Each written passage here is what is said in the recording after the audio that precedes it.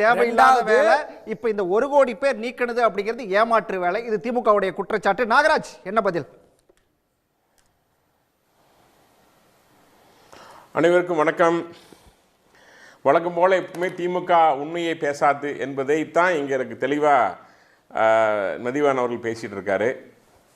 இப்போ உதாரணத்துக்கு எங்கள் பகுதியில் ஒரு பூத்தில் 1175 வாக்கில் இறந்தவர்கள் எண்ணிக்கை மட்டும் 42 பேர்.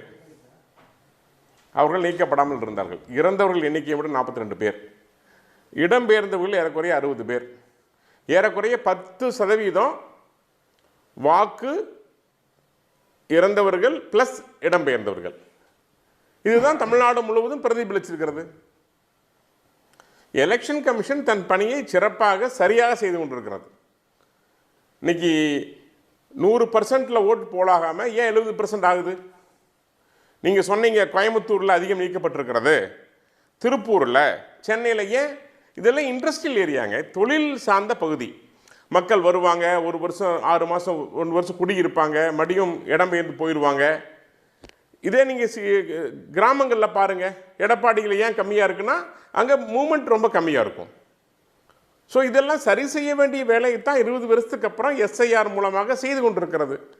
மிகச்சரியாக எஸ்ஐஆர் சிஸ்டம் சரியாக போய் கொண்டிருக்கிறது.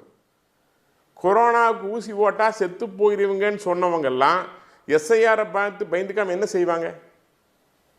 முதலமைச்சரே சொன்னார், கொரோனாக்கு ஊசி போட்டுக்காதீங்க அப்படின்னாரு. ஸோ எதையும் ஏற்றுக்கொள்ள முடியாத ஒரு பக்குவம் உள்ளவர்கிட்ட நம்ம என்ன சொல்ல முடியும்? எலெக்ஷன் கமிஷன் தன் பணியை மிகச்சிறப்பாக செய்து கொண்டிருக்கிறது.